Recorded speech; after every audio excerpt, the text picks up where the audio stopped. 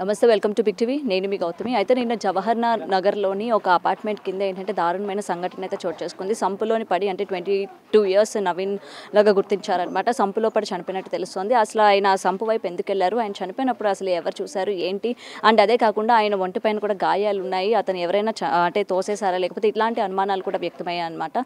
So ఈ రోజు body post mortem నిమిత్తం ఇంటికైతే తీసుకురావడం జరిగింది. అండ్ నిన్న అతనితో పాటు ఎవరెవరైతే ఉన్నారో వాళ్ళతో ఒకసారి మాట్లాడదాం. అసలు ఏం జరిగింది ఏంటి, అసలు ఇదంతా కూడా ఏ టైంలో జరిగింది అండ్ ఆయన సంపులో పడిపోయినప్పుడు ఆయన చుట్టుపక్కల ఎవరైనా ఉన్నారా లేదా, సో ఉన్నా సరే ఆయన కాపాడే ప్రయత్నం చేయలేదా, ఇవన్నీ కూడా తెలుసుకుందాం. వాళ్ళ బ్రదర్ అయితే ఇక్కడ ఉన్నారు, ఆయనతో కూడా మాట్లాడదాం. అసలు నిన్న ఏ టైంకి ఇలా జరిగింది, అసలు మీరు ఆ టైం అప్పుడు అక్కడ ఎందుకున్నారు? నేను డైలీ అవన్నీ డ్యూటీకి వదిలేసి వెళ్తాను మేడం. నేను కూడా అదే హోమ్స్ట్రీలో చేస్తాను.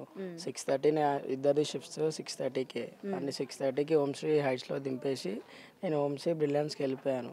6:30 నుంచి 7:30 వరకు వాడు మంచిగా ఉన్నాడు. మాకు డైలీ ఒక గ్రూప్ ఉంటుంది, అందులో రిపోర్ట్ ఇస్తాడు. 7:30కి రిపోర్ట్ చూశాను, సరే అని చెప్పేసి తర్వాత ఫోన్ కలవలేదు.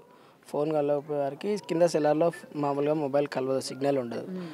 ఉన్నాడు, ఆ మమ్మీ కాల్ చేసి వానికి ఫోన్ కలుస్తలేదంటే కింద ఉన్నాడేమో అమ్మ అందుకే కలుస్తలేదని చెప్పిన.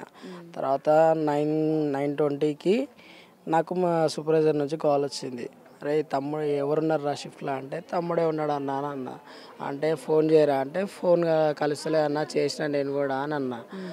అంటే అరే ఒకసారి ఓరా సంపులో ఎవరో పడ్డారంట, మరి మీ ఓన్ ఫోన్ కూడా కలుస్తలేదు అని అంటే నేను దన్న ఉరికిన. నాకు అప్పటికి నేను అప్పుడు హైట్స్లో బ్రిలియన్స్లో ఉన్నా, అక్కడికి ఇక్కడికి 2 కిలోమీటర్స్ డిఫరెన్స్ నాకు. అక్కడ నుంచి వచ్చే ట్రావెల్లో వచ్చేసి సీదా లోపలికి వెళ్ళిన. అప్పటికి నాకు మా తమ్ముడు పడిందని ఎవరూ చెప్పలేదు నాకు. నేను లోపలికి వెళ్ళినాక బండి పార్క్ చేసినాక నేను నా తమ్ముని చెప్పులు చూసి గుర్తుపట్టిన, నా తమ్ముడే పడ్డాడని. సంపులోకి వెళ్ళి చూస్తే నా తమ్ముడే ఉన్నాడు. వాడు పడ్డది 8:12కేమో పడ్డాడంట. 9:45కి నేను వెళ్ళేదాకా వాడిని మేనేజ్మెంట్ ఇంతవరకు బయటికి తీసుకురాలేదు. నేనే 9:45కి నేను ఇంకా మా తమ్ముడిది వెళ్ళి లోపలికి వెళ్ళి తీసుకొని వచ్చాం. అప్పటికి వాడు బ్రీత్ ఉంది అని చెప్పేసి మేము కొంచెం పుష్ చేసాం, కొంచెం అట్లనే లేస్తాడేమో అని చేసాం. కానీ అప్పటికి ఇంకా మాకు అయితలేదని చెప్పేసి హాస్పిటల్ తీసుకెళ్ళాం. అక్కడ నుంచి పాలమీకి వెళ్ళాం. పాలమీకి వెళ్తే వాళ్ళు ఛాన్సెస్ లేదు అని అన్నారు, మేము ట్రై చేస్తామన్నారు. ఈసీజీ అవన్నీ తీసినాక ఛాన్సెస్ వదిలేసారు. 2 hours అవుతుంది ఆయన పడి చనిపోయి అని చెప్పారు. మేనేజ్మెంట్ అయితే ఇంతవరకు ఆయన పడి 2 hours అవుతున్నా కానీ ఎవరు కేర్ చేయలేదు మేడం. ఇప్పుడు ఆయన పడిపోయినప్పుడు అక్కడ ప్లేస్లో ఎవరూ లేరా? ప్లేస్లో ఎవరూ లేరు. అసలు అది ఎట్లా అంటే సస్పెన్షన్గా ఉంది, ఎవరు ఊహించలేదు అది. అసలు సీసీ క్యామ్స్ లేవు, ఏం లేవు, సేఫ్టీస్ లేవు, ఏం లేవు. పడింది సెక్యూరిటీ చూశాడంట. సెక్యూరిటీ 8:12కి చూసినప్పుడు డైరెక్ట్ వెళ్ళి ఇన్ఫామ్ చేస్తాడా పర్సన్ అనేది తీయడానికి ట్రై చేస్తాడా.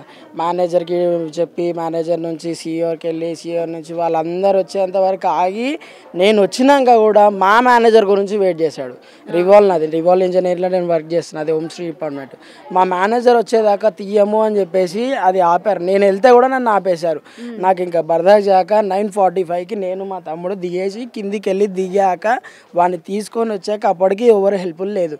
మేము ముగ్గురం వెళ్ళి వీడి తాడిస్తే మేము ఇద్దరం కలిసి తాడు కట్టి పైకి తీసినాక మా సూపర్వైజర్ మేము అందరం తనని పుష్ చేస్తే కొంచెం ఇట్లా బ్రీత్ అనేది వచ్చింది.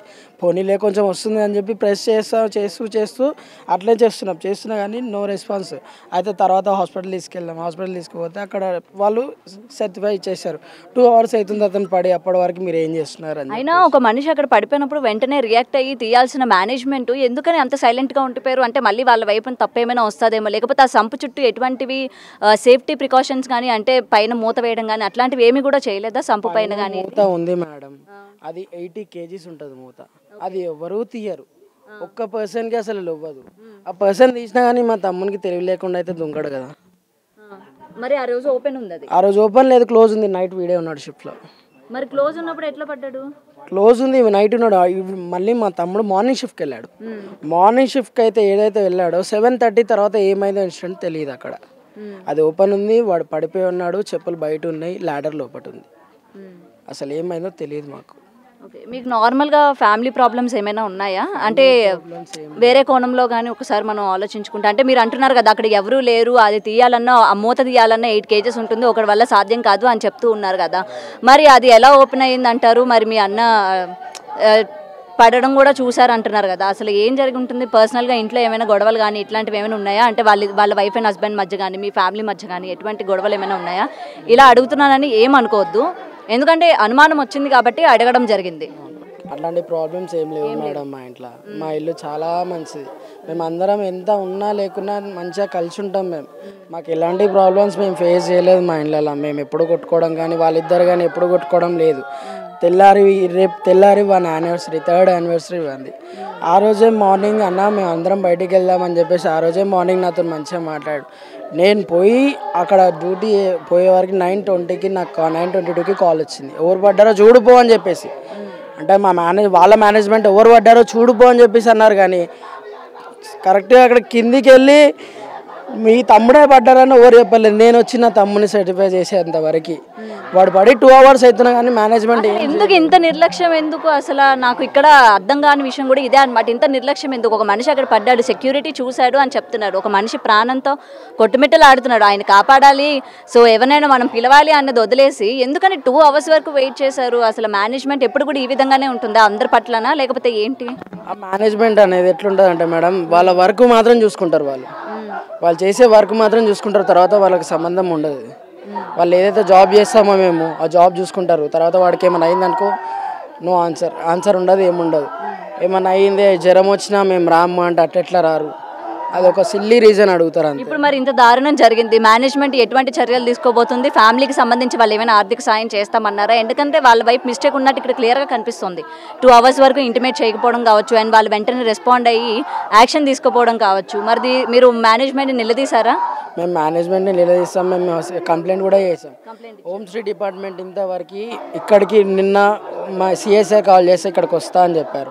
ఇంతవరకు ఇక్కడికి ఎవరు రాలేదు. నిన్న మేము పొద్దుగాల నుంచి నైట్ 11 o'clock వరకు అక్కడ ఉన్నాం, అక్కడికి ఎవరు రాలేదు. వస్తామని చెప్పి ఇంతవరకు మేనేజ్మెంట్ అనేది ఏం రెస్పాన్స్ ఇవ్వలేదు మేడం. మాకైతే మా రివాల్వర్ ఇంజనీర్ వాళ్ళు వచ్చారు, మా టీం వచ్చింది. మా టీం అయితే ఏదైతే చేయాలో వాళ్ళకి ఆర్థిక సాయం ఏదైతే చేయాలనుకున్నారో వాళ్ళు చేశారు, వాళ్ళు వెళ్ళిపోయారు. ఇప్పుడు మా టీం అయితే చేసి వెళ్ళిపోయింది. కానీ ఎక్కడైతే పడ్డాడో వాళ్ళ రెస్పాన్సిబిలిటీ ఉంటుంది కదా.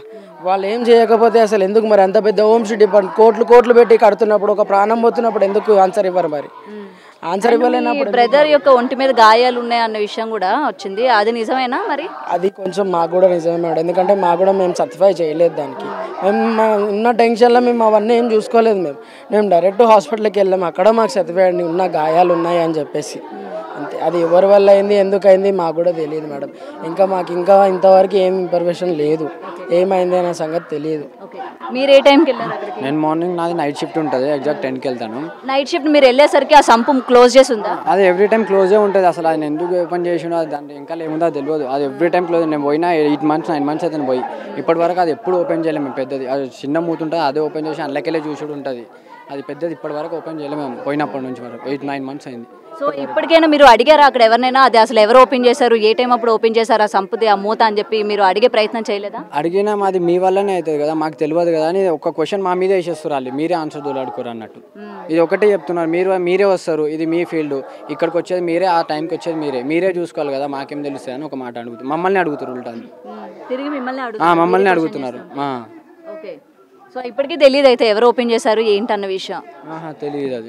సో నార్మల్గా తను నవీన్ సంపులో అంటే అక్కడికి వెళ్ళడానికి మీరు సంపు లోపల ఏమైనా క్లీన్ చేయడం కానీ ఇట్లాంటివి ఏమైనా చేస్తూ ఉంటారు? లేదు అది ఇప్పటి వరకు అసలు అట్లాంటివి చెయ్యము. ఎందుకంటే అది ఆల్వేస్ క్లీనే ఉంటుంది. ఎప్పుడైనా వాళ్ళు ఉంటే వాళ్ళే క్లీన్ చేసి మాకు ఇస్తారు. కానీ ఇప్పటి వరకు అయితే ఓపెన్ చేయలేదు. మేము పోయి 1 year దాకా అవుతుంది, ఇప్పటి వరకు ఏం క్లీన్ చేయలేదు. ఇప్పుడు ఆయన పడిన తర్వాత కూడా అది మోటార్ వేసి వాటర్ గుంజుతున్నారు. లోతు ఉంటుంది అది 15 feet ఉంటుంది మేడం. 15 feet ఉంటుంది. అందులో ఏముండదు మేడం, అసలు ఏం గ్రిప్ ఉండదు లోపల పట్టుకోనికి. గ్రిప్ ఉంటే ఒకవేళ ఆయన బతికే ఛాన్సెస్ చాలా ఉంటుండే. ఆయనకి ఈత వచ్చు. ఆయనకి ఏదైనా గ్రిప్ ఉంటే ఆయన పక్కా పట్టుకోనన్నా ఉంటుండే ఆ నీళ్ళు పోయేంత వరకైనా. వాళ్ళు ఆ వాటర్ తీసేంత వరకైనా ఆయనకి ఏమన్నా తాడిగిడు అన్ని పక్కకే ఉంటాయి. అది వేసి ఆ హెల్ప్ చేసినా ఆయన బతికేటోడు.